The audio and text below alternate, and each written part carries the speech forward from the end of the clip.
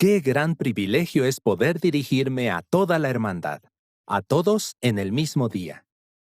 Los testigos de Jehová siempre decimos que este día es el más importante de todo el año. Por supuesto, sabemos bien que la conmemoración no siempre cae en el mismo día. ¿Por qué? Porque usamos la fecha en la que murió Jesús según el antiguo calendario judío, el 14 de Nisán.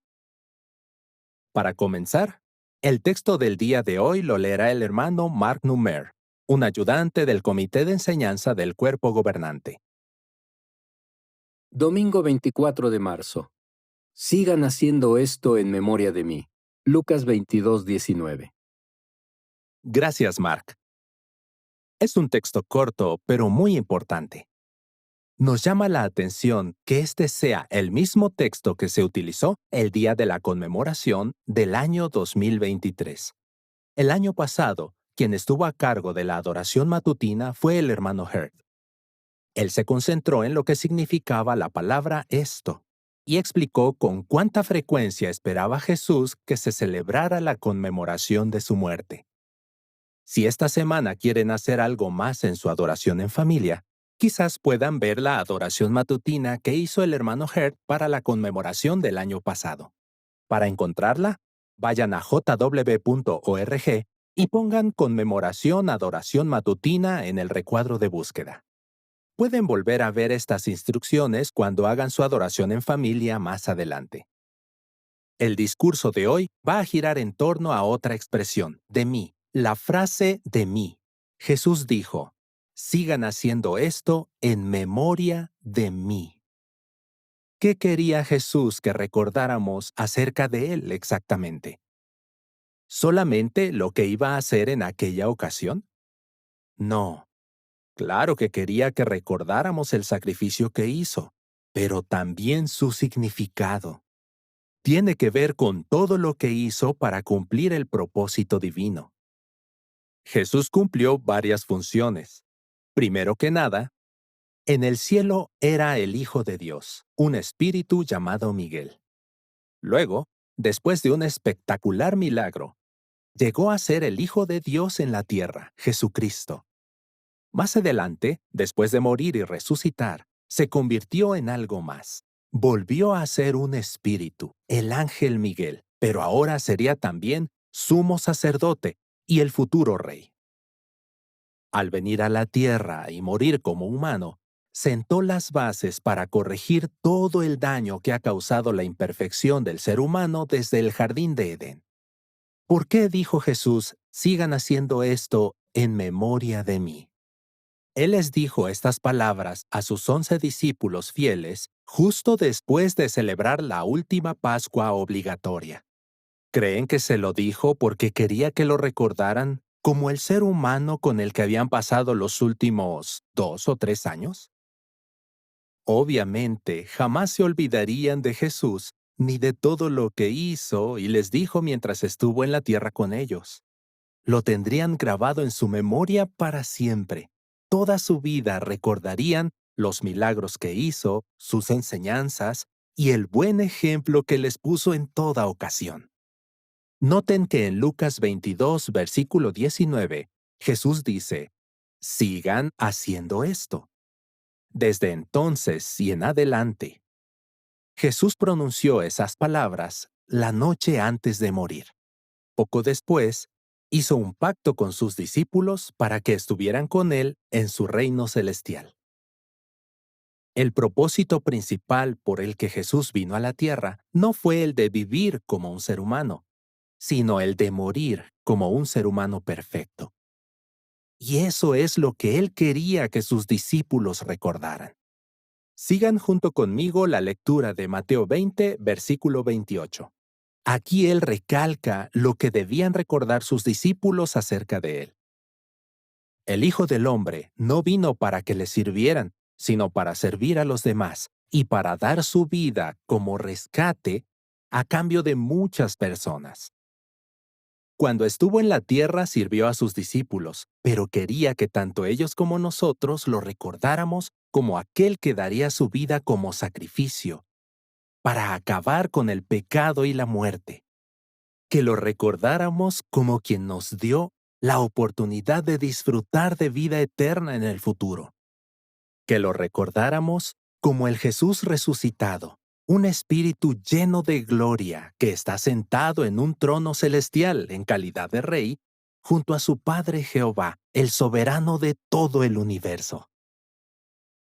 Primera de Pedro 3:18 nos describe muy bien el Jesucristo que deberíamos recordar esta noche en la conmemoración. Léanlo conmigo, por favor. Porque Cristo murió una vez y para siempre por los pecados, un justo por injustos, a fin de llevarlos a ustedes hacia Dios. Lo mataron en la carne, pero recibió vida en el Espíritu. Jesús es ahora un ser espiritual, no un ser humano. Y es ese ser espiritual el que queremos recordar hoy. Para ayudarnos, poco antes de morir, Jesús instituyó una nueva cena. Y en Lucas 22, 19 y 20 nos dice lo que tenemos que hacer. Es sencillo, pero profundo. Pasamos el pan y el vino y así lo recordamos. A eso se refería Jesucristo cuando dijo en el texto de hoy, sigan haciendo esto en memoria de mí. Ahora examinemos esto desde un punto diferente. La Atalaya de agosto de 2020 contenía un artículo titulado La resurrección refleja el amor, la sabiduría y la paciencia de Dios. Allí se indicaba algo interesante sobre los que resucitarán en el nuevo mundo. Decía que, para sus seres queridos, sería fácil reconocerlos. En un párrafo se decía, por las resurrecciones mencionadas en la Biblia, parece que Jehová volverá a crear a las personas de manera que tengan el mismo aspecto y la misma manera de hablar y de pensar que tenían poco antes de morir. Es verdad que si murieron ya mayores, se verán jóvenes y radiantes, pero seguro que será fácil reconocerlos, tanto por su apariencia como por su personalidad. Jesús mismo dijo que la muerte es como dormir y que resucitar es como despertar del sueño. ¿Cómo se ve una persona cuando despierta? Quizás un poco despeinada, pero claro, aún se la puede reconocer, pues tiene el mismo aspecto que cuando se fue a dormir la noche anterior. Así sucedió en todas las resurrecciones de la Biblia. Ninguno tuvo que decirles a sus familiares, oigan, soy yo, porque todos se veían, hablaban y pensaban igual que antes de morir. Pensemos en Lázaro. Llevaba muerto 4 días, así que su cuerpo había empezado a descomponerse. Pero cuando Jesús le devolvió la vida, sus hermanas lo reconocieron al instante, y Lázaro, por supuesto, se acordaba de ellas. Comparemos esto que acabamos de ver con lo que sucedió cuando Jesucristo se presentó ante sus discípulos después de resucitar. A diferencia de los que van a resucitar en la tierra cuando llegue el nuevo mundo, Jesucristo no resucitó con un cuerpo humano. Como dice el texto que leímos anteriormente, Primera de Pedro, capítulo 3, versículo 18, a Jesucristo lo mataron en la carne, pero recibió vida en el Espíritu. Él ofreció su cuerpo como sacrificio y se presentó ante Jehová para que aceptara el valor de ese sacrificio, dándole a la humanidad la oportunidad de vivir para siempre en la tierra. No iba a pedir su cuerpo de vuelta, ni siquiera por un momento. Cuando Jesús se presentó ante sus discípulos después de resucitar, nadie pudo reconocerlo por su apariencia. Examinemos algunos ejemplos. Comencemos con el que se menciona en Juan 20, 14 y 15. Eso fue cuando María vio a Jesús en la tumba, después de que resucitara. Pueden seguir la lectura de los versículos en la pantalla. Después de decir esto, ella se volvió y vio a Jesús allí de pie, pero no se dio cuenta de que era él. Jesús le preguntó, «Mujer, ¿por qué estás llorando? ¿A quién buscas?» Ella, pensando que era el jardinero, le dijo, «Si tú te lo has llevado, Señor, dime dónde lo has puesto, y yo me lo llevaré». Obviamente, el aspecto de Jesús después de resucitar era diferente. Se materializó en un cuerpo, pero no en uno idéntico al anterior. Vayamos ahora a Lucas 24, versículos 15 y 16. Allí encontramos a dos discípulos andando por el camino. Leamos lo que sucedió en los versículos 15 y 16. Mientras iban conversando y comentando estas cosas, Jesús mismo se acercó y se puso a caminar con ellos, pero se impidió que sus ojos pudieran reconocerlo. ¿Cómo lograron darse cuenta los discípulos de que aquel hombre que estaba caminando con ellos era en realidad Jesús? Veamos lo que pasó cuando lo invitaron a quedarse con ellos. Lo veremos en los versículos 30 y 31. Cuando estaba cenando con ellos, tomó el pan, hizo una oración, lo partió y empezó a dárselo. Entonces a ellos se les abrieron los ojos por completo y lo reconocieron, pero él desapareció de su presencia. Lo reconocieron cuando vieron sus gestos y su forma de hablar, no su apariencia, y pensar en lo que les dijo en el camino también los ayudó a reconocerlo. Veamos esto en el 32. Y se dijeron el uno al otro, ¿acaso no nos ardía dentro el corazón cuando él venía hablándonos por el camino? ¿Cuando nos explicaba claramente las Escrituras? Justo después salieron de allí para encontrarse con los 11 apóstoles y otros discípulos en Jerusalén. Jesús volvió a aparecerse, pero claramente su aspecto había vuelto a cambiar. Ya no era el mismo de antes. Vayan a los versículos 36 y 37. Síganme en la lectura. Mientras estaban hablando de estas cosas, Jesús mismo se presentó en medio de ellos y les dijo, «Tengan paz». Pero aterrados y asustados, pensaban que estaban viendo un espíritu. Recuerden que aún era el mismo día. Los discípulos que habían estado caminando con él hacía unas horas estaban allí. Y no lo pudieron reconocer porque su aspecto no era el mismo que la última vez que lo vieron. En ese momento su aspecto físico no era lo importante, pues nunca llegaría a reflejar la gloria de su cuerpo espiritual. Pero claro, como los seres humanos no pueden ver un cuerpo espiritual, Jesús tuvo que materializarse en un cuerpo físico. De esa forma, los discípulos podían ver a Jesús e interactuar con él, aunque en realidad ya era un ser espiritual invisible. La Biblia no lo dice, pero ¿no podría haber causado algún conflicto o confusión que Jesús se hubiera materializado en un cuerpo físico idéntico al que tenía antes de morir? ¿Podrían sus discípulos haber llegado a la conclusión equivocada de que se trataba del mismo Jesús, aquel que conocían tan bien? Se les habría hecho más difícil entender que Jesús ya no era el mismo, que ahora era un poderoso ser espiritual. Piénsenlo. Jesucristo había sido elevado a un puesto superior, una posición incluso superior a la que tenía antes de venir a la tierra y nacer de una virgen, y antes de convertirse en un adulto, el Hijo de Dios, el Mesías que por tanto tiempo habían esperado los judíos fieles. Además, si Jesús hubiera adoptado un cuerpo idéntico al que había tenido, tal vez hubieran surgido rumores entre sus enemigos. Habrían dicho que no había muerto, que en realidad no había sido resucitado como el Hijo espiritual de Dios. Aunque no podemos saber si estas cosas habrían sucedido, sí podemos asegurar que Jehová estaba muy pendiente de su Hijo, que acababa de resucitar, y que lo estaba dirigiendo, tal como lo había hecho cuando Jesús vivió en la tierra como ser humano perfecto. Hermanos, esperamos con ansias la conmemoración. La mayoría de nosotros ya hemos asistido anteriormente. Algunos incluso han asistido unas 40 o 50 veces en las décadas pasadas.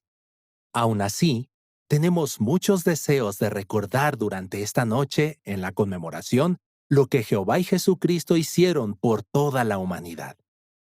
Así es, seguimos haciendo esto para recordar al glorioso Rey Jesucristo.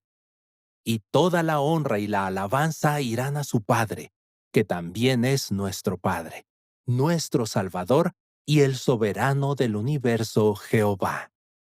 Esperamos que disfruten del resto de su día, el día más importante del año. Mark, ¿nos lees el comentario de la atalaya, por favor? Durante la temporada de la conmemoración, demostramos cuánto valoramos el sacrificio de Jesús.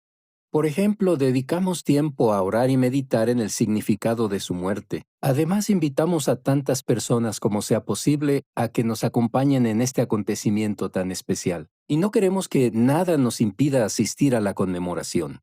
Allí aprendemos por qué necesitamos el rescate y cómo la muerte de un solo hombre logra que se perdonen los pecados de muchas personas. Se nos recuerda quiénes comen del pan y beben del vino, y qué representan estos símbolos. Y reflexionamos en las bendiciones que disfrutarán los que tienen la esperanza de vivir en la tierra. Comprender estas verdades es algo muy especial. No debemos darlo por sentado. Gracias, Mark. Ahora continuaremos con la lectura bíblica para la conmemoración, de la que hemos disfrutado ya por varios días. Los versículos para hoy aparecerán en pantalla, y además podrán escuchar la lectura. Ahora bien, el primer día de la fiesta de los panes sin levadura, cuando tenían la costumbre de ofrecer el sacrificio de la Pascua, sus discípulos le preguntaron: ¿A dónde quieres que vayamos a hacer los preparativos para que comas la Pascua? Entonces, él envió a 2 de sus discípulos con este encargo: Vayan a la ciudad.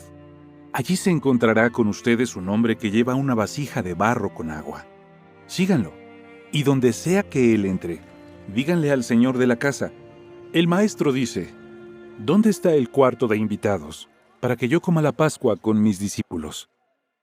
Y él les mostrará en la parte alta una habitación grande, amueblada y lista. Hagan allí los preparativos para nosotros. Los discípulos se fueron, entraron en la ciudad y lo encontraron todo tal como él les había dicho. Entonces hicieron los preparativos para la Pascua. El primer día de la fiesta de los panes sin levadura, los discípulos de Jesús vinieron a preguntarle: ¿Dónde quieres que hagamos los preparativos para que comas la Pascua? Él les contestó: Vayan a la ciudad, busquen a fulano y díganle, el maestro dice, se acerca mi hora. Voy a celebrar la Pascua con mis discípulos en tu casa. Los discípulos hicieron lo que Jesús les ordenó y lo prepararon todo para la Pascua.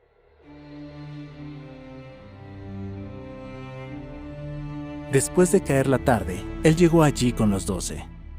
Y mientras estaban sentados a la mesa comiendo, Jesús les dijo: Les aseguro que uno de ustedes me va a traicionar, uno de los que están comiendo aquí conmigo. Ellos se pusieron muy tristes, y uno tras otro le fueron diciendo: No seré yo, ¿verdad? Él les dijo: Es uno de los 12, el que moja el pan conmigo en la fuente. El Hijo del Hombre se va, tal como se escribió acerca de él. Pero ay del que va a traicionar al Hijo del Hombre. Más le valdría no haber nacido.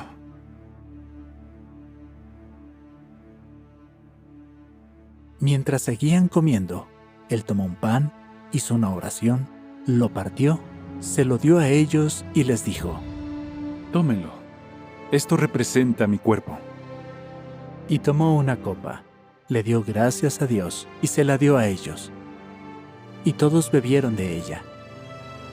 Y les dijo: Esto representa mi sangre, la sangre del pacto, que va a ser derramada en beneficio de muchas personas.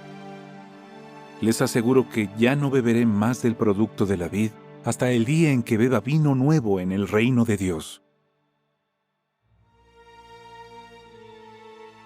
Por último, después de cantar alabanzas, se fueron al monte de los olivos.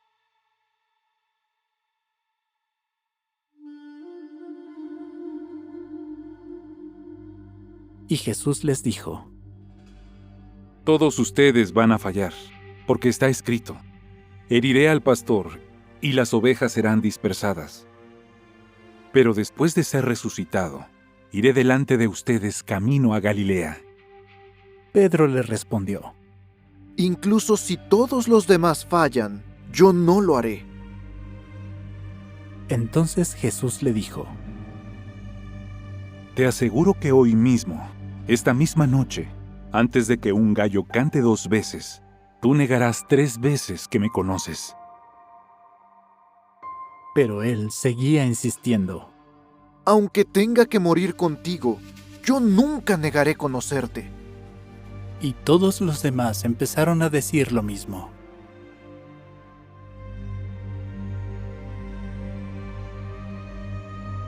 Entonces llegaron a un lugar llamado Getsemaní, y él les dijo a sus discípulos: Quédense aquí sentados mientras yo oro.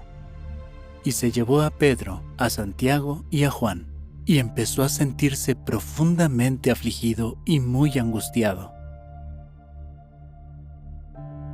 Les dijo: Estoy tan angustiado que siento que me muero. Quédense aquí y manténganse despiertos.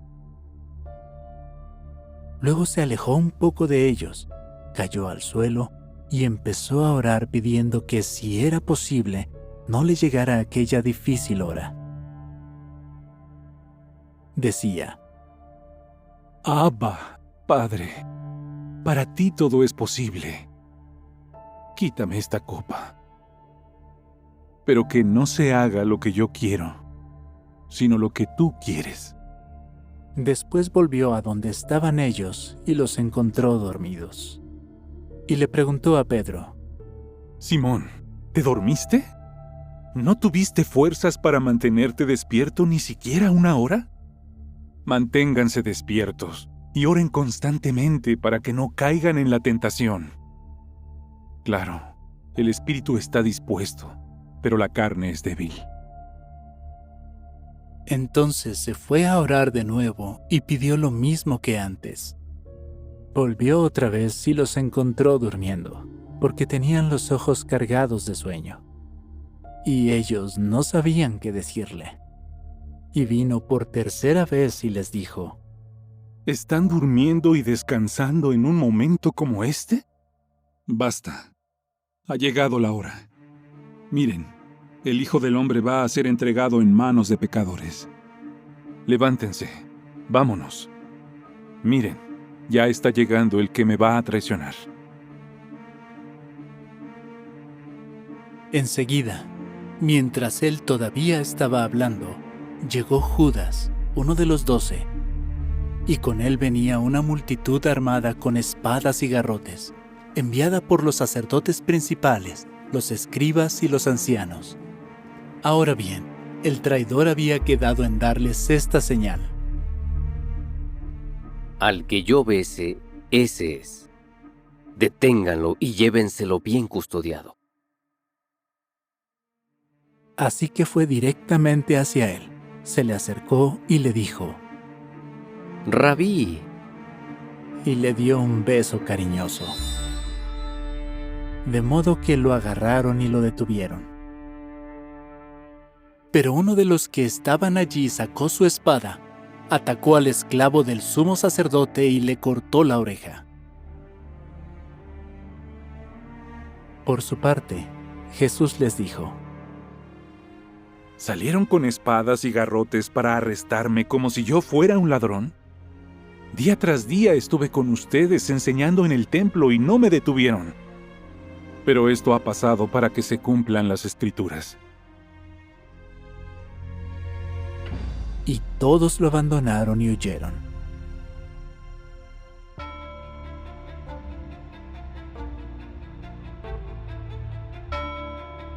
Pero cierto joven que solo llevaba puesta una prenda de lino de calidad comenzó a seguirlo de cerca. Trataron de atraparlo, pero él dejó atrás su prenda de lino y se escapó desnudo.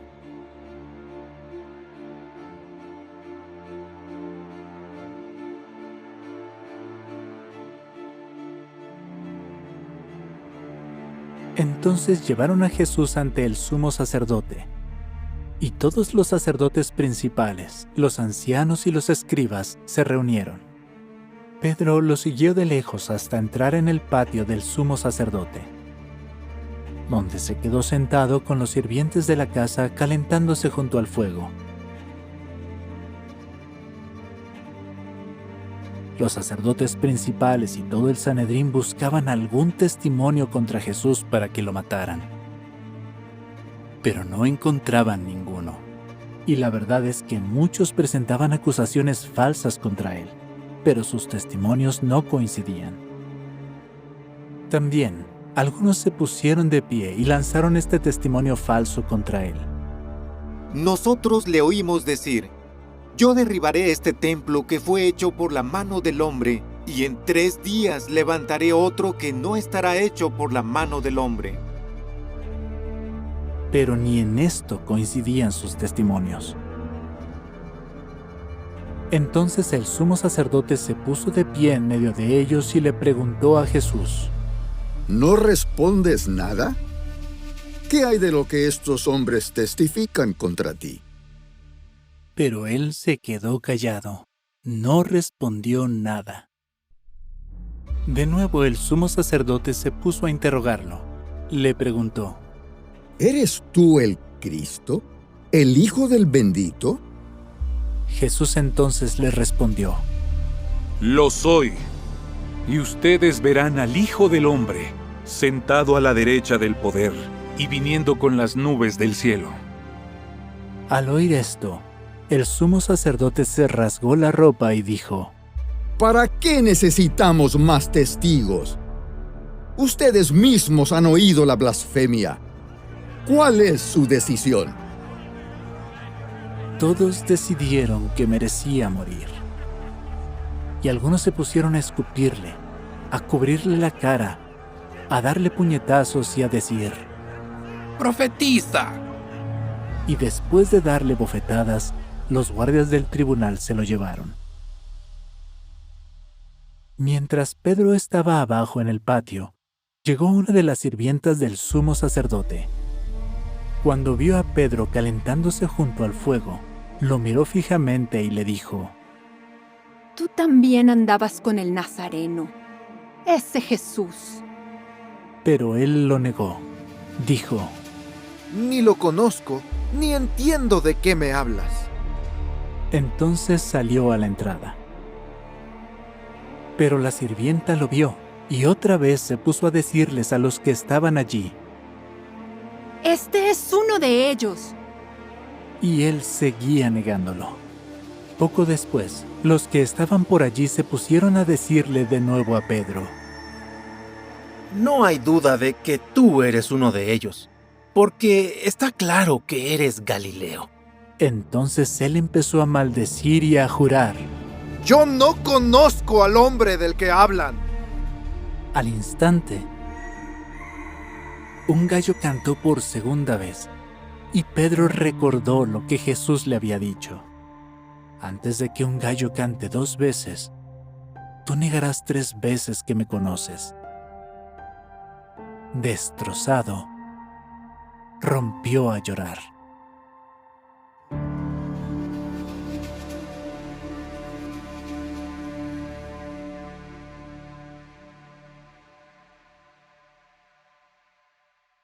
Para terminar, hermanos, nunca olviden lo mucho que los queremos a todos. Que esta conmemoración les sirva para acercarse aún más a nuestro amoroso Padre Celestial, a su Hijo amado y a sus queridos hermanos.